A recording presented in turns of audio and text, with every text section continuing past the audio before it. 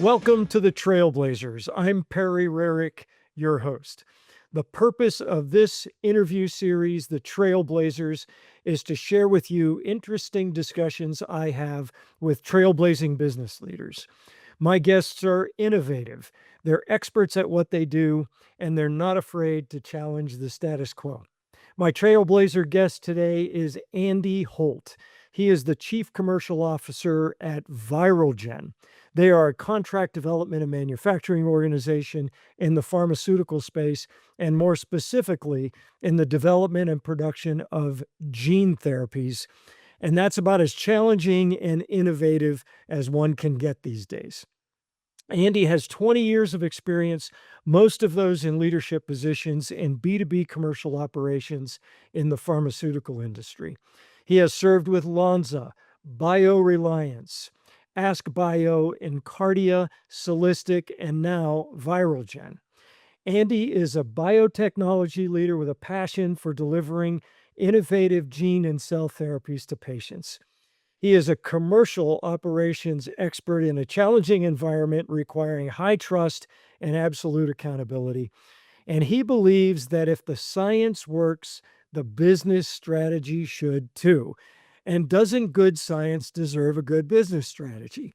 Andy, welcome to the Trailblazers.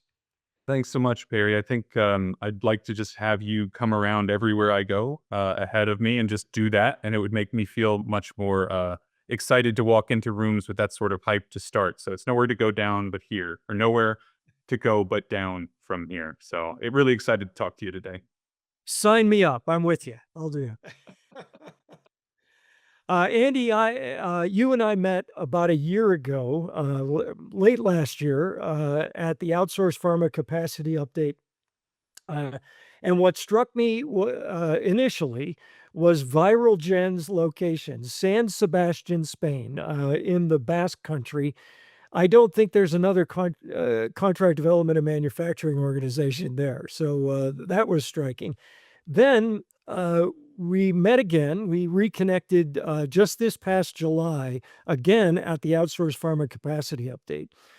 And what really struck me then was you introduced a new service offering that was very customer centered, probably as good as it gets. If there's a customer centered approach to a new product development and introduction, you got it right. And that's what really got my attention. So that is going to be the topic of our discussion today. So we're going to explore how does one efficiently and effectively roll out a new service, especially in this complex B2B pharmaceutical environment. But before we get into that, I'd like for you to talk a little bit about Viralgen. What does Viralgen do? Well, so I think first, again, I'd say thanks, Perry. It's a great opportunity to be here, and I've enjoyed getting to be a part of your work in those updates for outsourced capacity. Um, and certainly glad that it gave me the opportunity to do this with you today. Viralgen's goal is to be the best place in the world to make AAV, adeno-associated virus, which is, for those of you that may not be familiar, the field of gene therapy is devoted to using vectors of different sorts, both viral and non-viral, to deliver medicines that are in essence genetic payloads to ideally permanently alter the genetics of the patient to their benefit, whether to do an edit of the cells in their body to be able to express a protein that they may lack, or to install whole copies of genes in patients where they may lack, or to express new genes in their bodies that may benefit them in larger indications. So basically, the model of put a payload in that is a genetic medicine and get it to the right tissue where it'll make turn the patient's body into its own factory for producing the medicine on a durable basis. Adeno-associated virus is the most popular viral vector that delivers these payloads into the body right now. And we're specialists that focus on just making that one type. So there's non-viral vectors, as I mentioned. There's other viral vector types that can be effective to deliver these genetic medical payloads into the body. But we are, by choice and by strategy, kind of a narrow and deep specialty manufacturing company around adeno-associated virus, around AAV. It's the most, I think you said it was the most common. What are some of the benefits of AAV over other forms of gene therapy? I think we have AAV has a couple of biological advantages that make it a nice fit to use as this sort of delivery tool. The surface of the protein, or the surface of the virus rather, the capsid, this kind of crystalline shell, it can be engineered, and both or in naturally occurring varieties has a number of tropisms that target various tissues throughout the body. So there are varieties of AAV that occur in nature. There are varieties of AAV that have been custom engineered to, as an example, penetrate the blood-brain barrier and reach tissues in the brain more effectively. There are different engineered and naturally occurring types of AAV that would target the kidney or the liver or the lungs, the heart, obviously making those attractive candidates for therapeutic development for diseases or indications of the heart, brain, liver, kidney, etc. I think the other big advantage is that AAV typically is non-immunogenic. It does not cause a response like a virus. You associate, oh, I have a virus, I have a cold, I have some sort of immune response in the body. AAV typically doesn't cause a strong immune response in nature, thus making it a more appealing candidate for therapeutic development than, as an example, adenovirus, which has been used in the past, but adenovirus tends to cause a stronger immune response. I should say also my background's as a very poor scientist. So if anybody's listening and they're an expert in virology, and there's my goal with that is to only make you kind of mildly annoyed because it's mostly accurate. But those are the general design principles around AAV: is that it is not a strongly immune response causing virus. It's relatively easy to genetically manipulate, and its natural targeting mechanisms allow you to focus on tissues of interest within the body as a way to further refine a delivery of a specific genetic medicine. Thank you for that explanation. Very, yeah, very clear to a non-scientist like me. So it's very understandable. Very well done.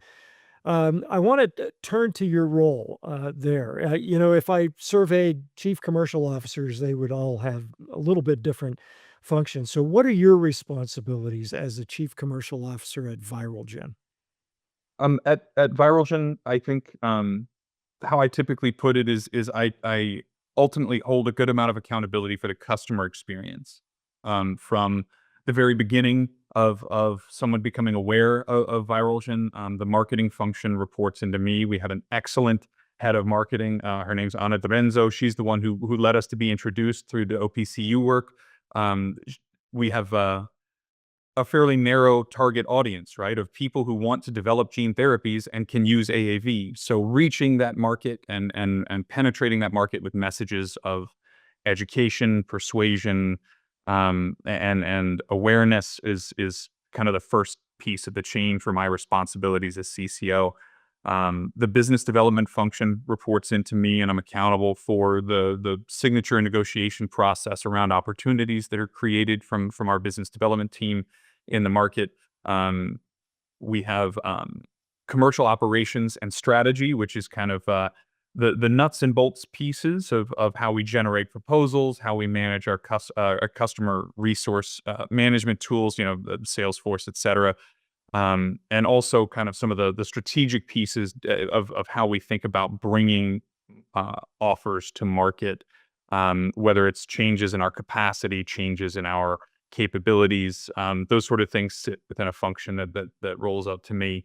And then last, but certainly not least, the project management function. And so that's where I say the customer experience, because the first interactions with Viralgen are typically through the marketing group. The last interactions, or the continuing interactions, are typically through project management. And it's really important for Viralgen that we speak with one voice, that we have one kind of consistent tone and approach to being customer centric, to putting the folks that we serve at the center of our universe.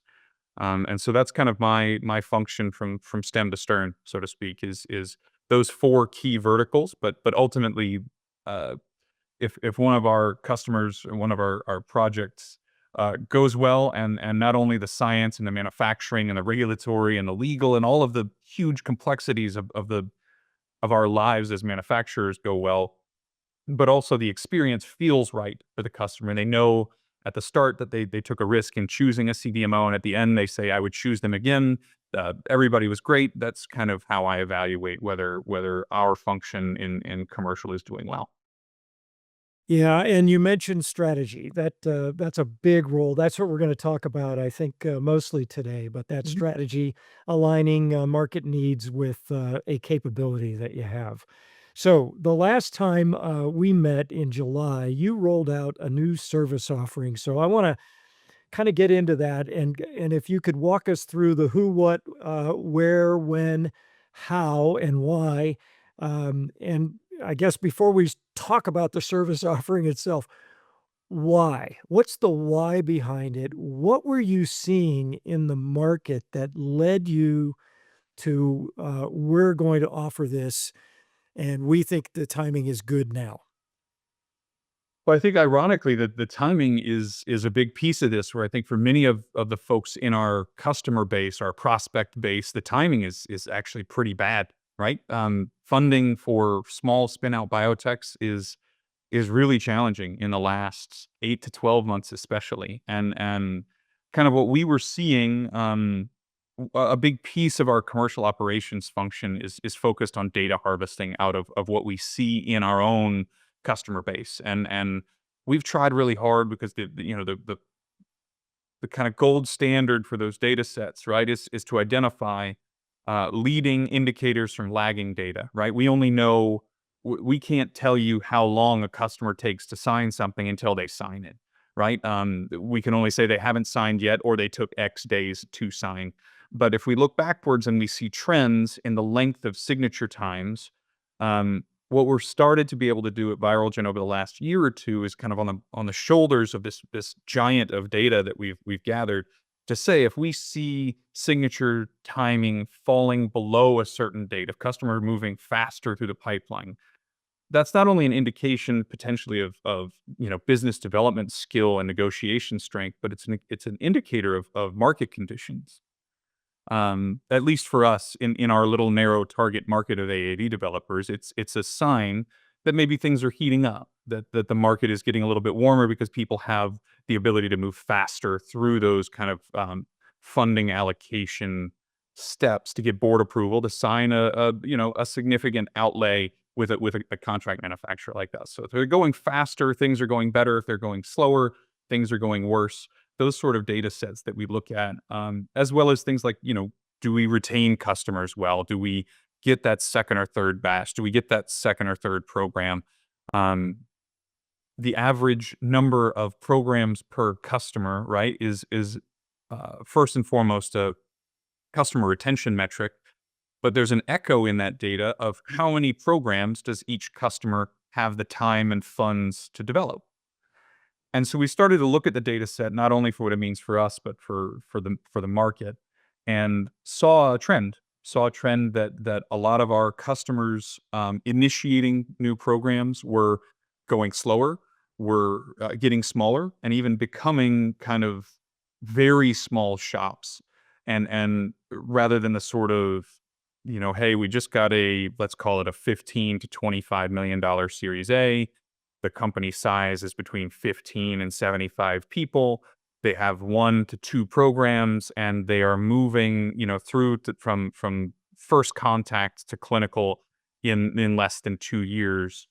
All of that stuff was, the companies were shrinking, the Series A's were shrinking, the timing was lengthening, and we saw that as not only a risk for our business, but a risk for the industry, because it's our motto for a reason, right? We're all in on AAV. We believe in that science. We believe in that technology.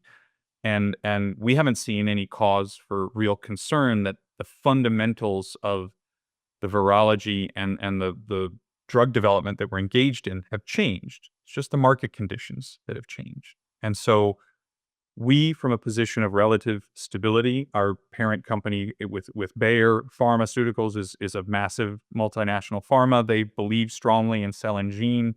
They believe strongly in us. We're not going anywhere.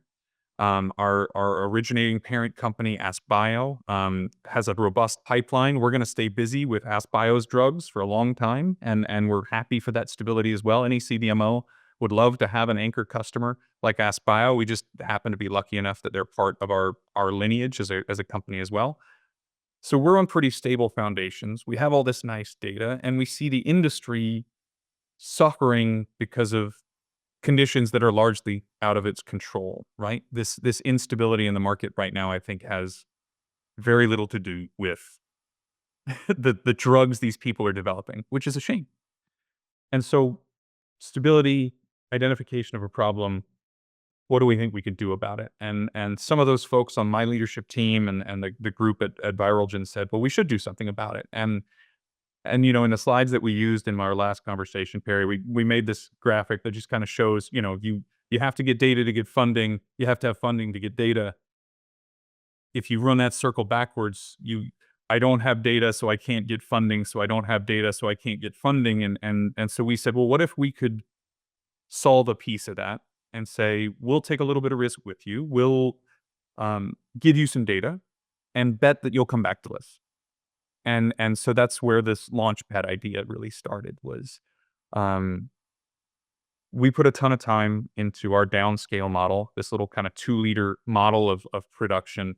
We scale all the way up to 2,000 liters, but we can predict and use both the data and the material at 2-liter scale for future studies, right? It's a really robust downstream process or downscale process, up and down. It's a good model process. What if we ran that for customers and provided all of the supporting data as you plug into kind of our data ecosystem on the production side? And we just handed that over and said, if we do a good job, you'll come back to us. If you get that data, that'll let you get the funding that you need anyway. What can we do to help in a small way supercharge this kind of this problem, right? I grew up playing with little engines and, had a broken lawnmower too much. And maybe you remember this as well too, Perry, where sometimes you have to use starter fluid, right, on an old motor to just if it just turns over a little, it'll run on its own. And maybe we could be that starter fluid. Maybe we could be that catalyst for a few of our potential customers to jumpstart this kind of and to launch, right? And that's both an interesting chance for us, and it's also a kind of an obligation I think we feel as part of this community, as part of this ecosystem to act like we've been there. And so we're trying. We'll see if it works, but we're trying. Yeah, it sounds like it's gonna work, I think. I wanna go back, so you mentioned data, a couple dozen times. Uh, Sorry. I wanna go back to the first body of data. You were looking at data, of your customers as well as some data of that would describe the market, what was going on. How do you do that? Can you talk a little bit about, is there a rhythm to how often you look at it, a frequency? How much of it is automated and being fed to you, and how much is like manual work? Where does the human component, the art of data analytics come in, where you try to make sense of things and draw some conclusions as you did? Yeah, I think it's pretty high touch the first time through. And I think you need a combination of the right sort of machine learning models that we have a really great data science group within Viralgen that we get to borrow brain power from time to time in commercial. Um, but you need that combination of the right learning models, the right kind of computer power, and the right human brain power, at least the first time through. So we tend to look at it annually because our buying cycles, I'll say, can run, a year to 2 years. And so there's no reason to look at stuff more frequently than that. You kind of need some time to establish those trends. Um, and when the first time through, we just looked at everything we could think of, which, is probably too much stuff. But then we started cross-referencing that to macro indicators. So that's where kind of like what we spotted, like, I think any good commercial organization should be watching for what their cycle times are, right? A business selling, products on the internet probably has a pretty fast cycle time. from first touch to order to delivery. We're a really complex service business. Our cycle times can be years, literal years, spanning from first touch to first order to significant order.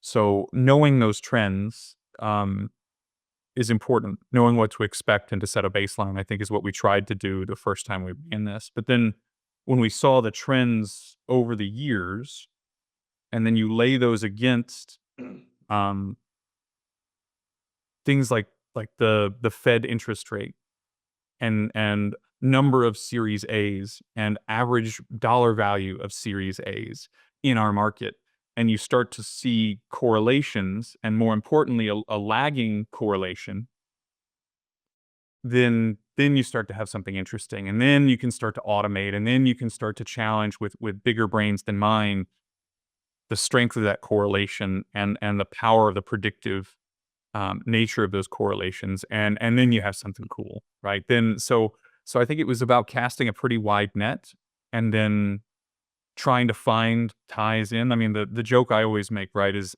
like, ice cream sales and shark attacks are positively correlated, right? So you have to be pretty careful with this, or else you end up chasing very disturbing rabbit holes and establishing correlations that don't exist. So that's where you really need some good heavy duty, data scientists, and we're lucky to have them at Viralgen, and they spend most of their time on bioreactor productivity and much bigger problems than commercials, believe me. But when we can borrow their brain power to say, hey, we're seeing this. Do you see it? And they go, yeah, this isn't sharks and ice cream. This is real.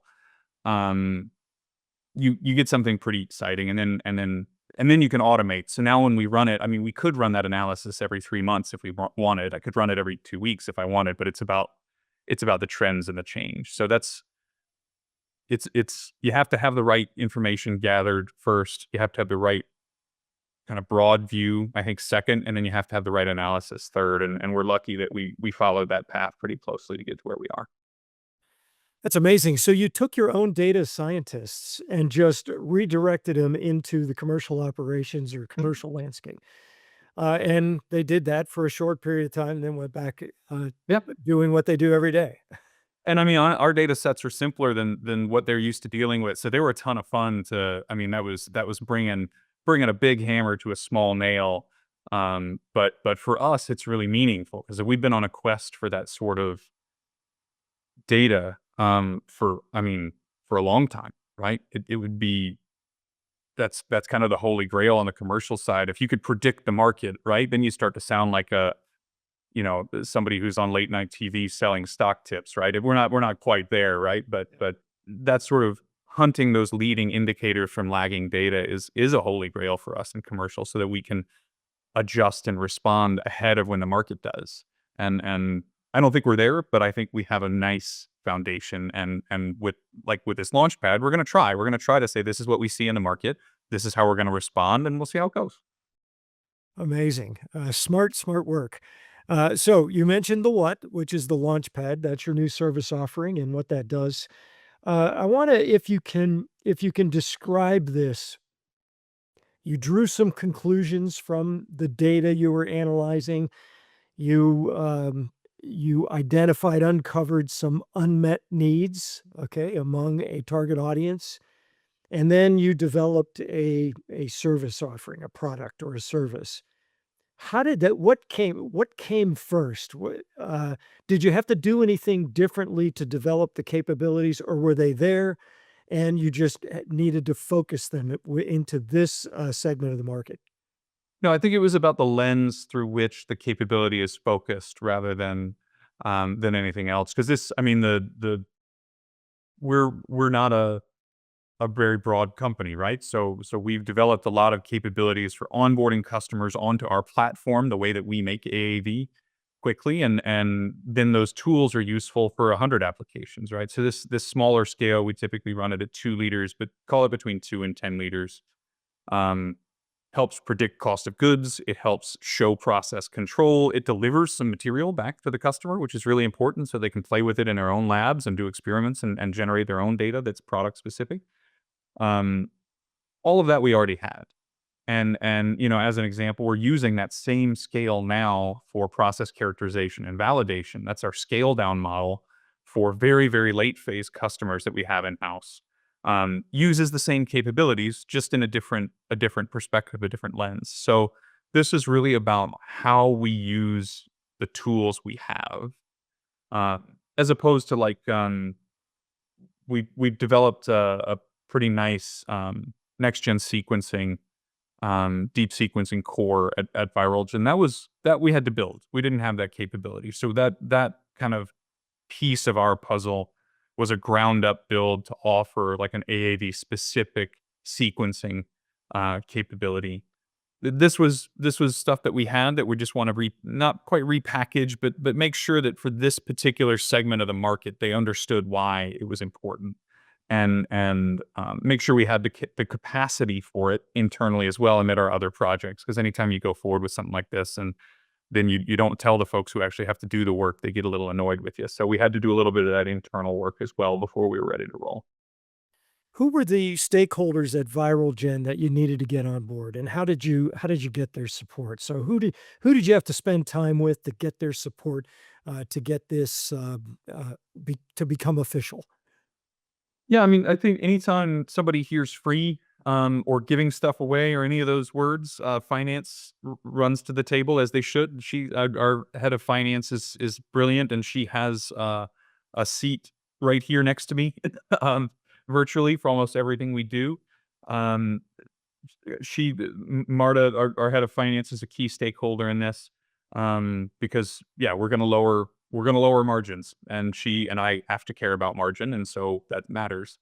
Our head of PD and R&D is the labs that these things happen in Cesar. We had to go talk to him and make sure he had that capacity and staff, and he was interested and signed off on it because, um, you have to have a lot of trust between commercial and operations. It's way too easy to fall into the cliches of commercial committed to something that we can't fulfill.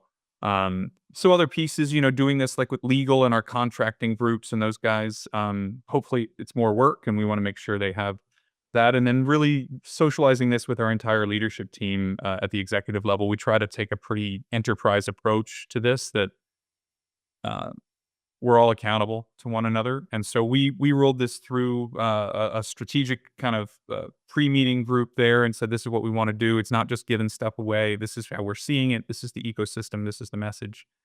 And then went to the full executive leadership team, just get at least nods, right? Not everybody has to like nod and smile, but you at least like we're all on the same page with it. Was kind of the final step. Nice. How long did that take? Too long. No, I'm just kidding. That's gonna be my answer for everything. Everything should be done yesterday. Now, I think it was probably 2, 3 months of work, and in parallel, of course, our marketing team and our BD team were working and training on this so they could be ready to launch when we said go there at the event. And and so that a couple of months was busy time putting together the ins and outs and the details, the offer. There's even the just the nuts and bolts of like the application process for potential customers on the website, and how do we do all this? How does this actually work? How do we decide who we're going to work with on it? Um, all that framework and the rules kind of had to be written and vetted, and then of course the commercial team was working to be ready with those rules to jump in when it was done. So I think it wasn't 3 months, but it was more than two before we were ready to roll. That sounds amazing. That sounds like an amazing timeline to me. I don't think too many companies could, they're not that agile to roll out a new product or service. So that, I don't know for sure, but my gut tells me that was really fast. Well, Um, we're lucky that our team has a lot of trust in commercial, and we have a lot of trust in ops. All of it has to work together. That finance has to be ready, us that margin other places, or have faith in the negotiation skills of the BD team that will get that value back down the road somehow. We have to trust our operational colleagues that they'll deliver, because this is an audition, right? There is a real psychology to, if you're paying for something versus getting it for free, different kind of standards can apply, and even for the same stuff, right? I think that's for all of us. That's true. Um, and to be able to deliver kind of that best in class experience to the customer relies on operations and project management to be at their best, and that mutual trust and faith has been a real strength for Viralgen. So it's a privilege to, you know, I love throwing stuff at Cesar's team, and he always pulls it off. So he keeps rewarding my confidence in him with performance. So until he doesn't, then I'm going to keep trying to get him more work, which is great. Yeah. What you're describing is a fairly collaborative approach to doing this. So a lot of people involved, and recognition of the different opinions that come to the table. How much refining took place from day one? Like, what was your expectation? Like, sometimes it's a good idea that, I think we have an 80% solution. Let's go. Let's hit go. Was that the case here? Yeah, and I'd say this is a good example of why you need multiple people around the table to do stuff like this, and multiple functions around the table to do stuff like this. Some of the best refinements to these ideas came from our head of digital and IT. Um, who's also the head of data science. So I'll shout out to Maria Iglesias. She contributes 100 ways across our whole organization. But in this, just like her refinements to this were impactful, right? How we set the rules for how many of these we can tolerate before our profitability is really suffering.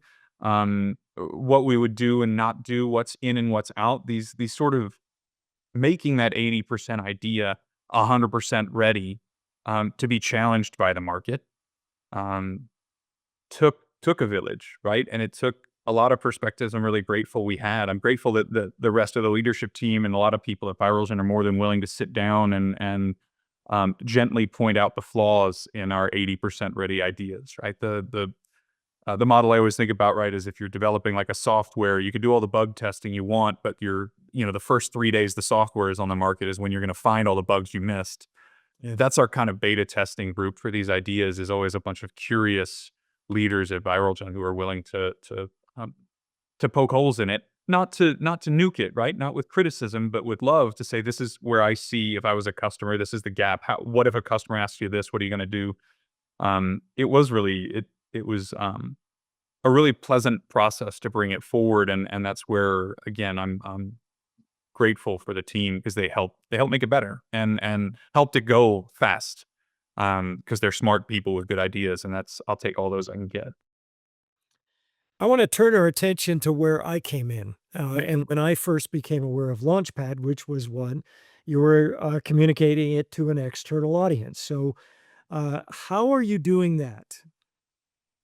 So we love events like yours. That OPCU update is I think I've emphasized that we don't think we have a giant market, right? We have a pretty narrow segment of people within biotech who are interested in gene therapy, interested in AAV, and so that's who we're trying to reach. And so we'll chase those people wherever they are. So I think for us, having events like that on the calendar, um, frankly, also help us drive towards deadlines and maybe launch things on a regular cadence where we can be disciplined about saying, hey, we want to take this to Perry's talk. We need to be ready. That's always a nice push from behind to be ready. So there was a lot of thinking about, how do we reach the most people with this? How can we drive a robust kind of holistic campaign that involves, direct outreach through BD? We had lots of people, lots of business development work on a person to person basis. We had a lot of kind of targeted email and other digital outreach. But then, um, like I said, we love events like that where we get a chance to tell a story and say, this is what we're trying to do, and this is why we're excited about it.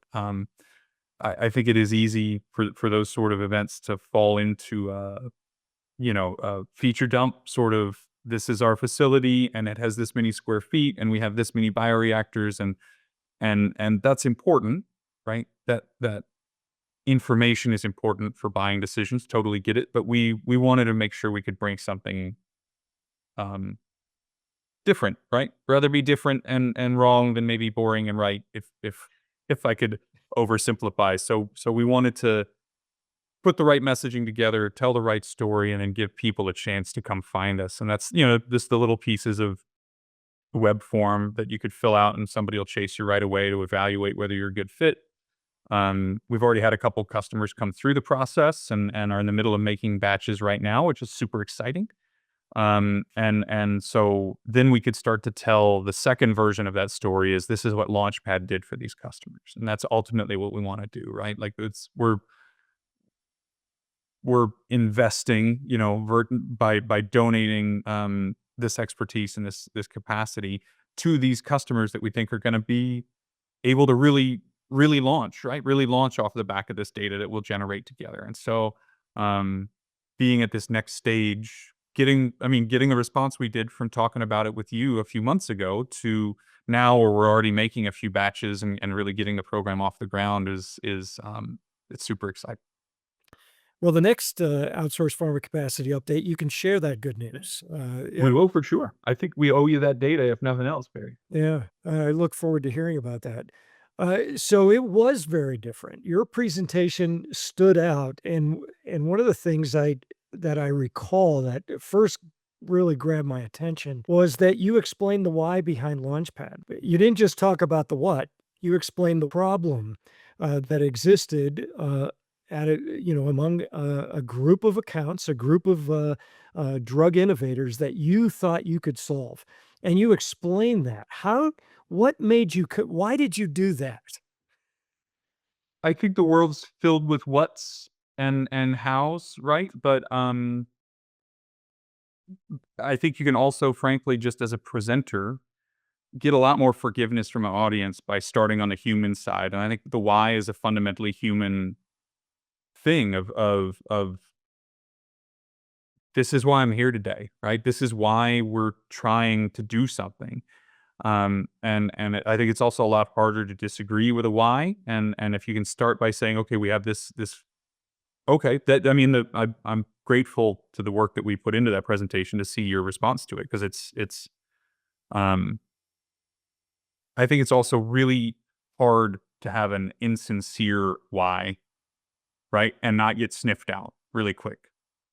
Um, there's a lot of, forgive me, but a lot of BS that you could say about the what and the how and our world class this and our market leading that and our, whatever. But like, if you're saying like, hey man, we're trying, we see this problem, we see folks struggling.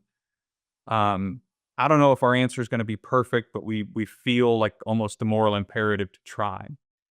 Um, and we can't solve all the problems. We may not even be able to solve this one, but we feel the solution to this problem is at least partially within our grasp, and so we're gonna try. Um, I think so long as that passes the smell test, then you are on to something that is a those are always much more productive conversations, right? Even whether it's performance management or whether it's, what do you want for dinner? The starting with the man, I gotta tell you, I just saw this commercial and I it struck me and I just want pizza tonight. I know we had salad planned, but I'm just dying for then you're more likely to get it than if you say I want to do takeout because I'm feeling lazy. I think it's just fundamentals, but for stuff like this,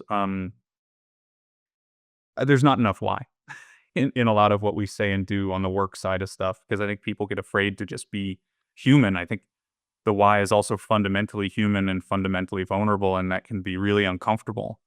Um, but if you start there, you're kind of inviting people in as opposed to reading a script. So we always that's a big Viralgen thing. Um you have to be authentic. You have to be present. You have to be you, right? We can't be different than this San Sebastian biotech focused on AAV. Like there's going to be stuff that's different, and we might as well embrace it. And that goes for this too. I agree. I agree strongly with you. I think that a sincere why is very strong in by the time you get to communicating the what. The other thing that as I was watching that presentation, uh, if I were that target audience, if I was that drug innovator in that space, I'm recognizing myself in your description, and you have my attention right from the start, and now I'm listening more intently.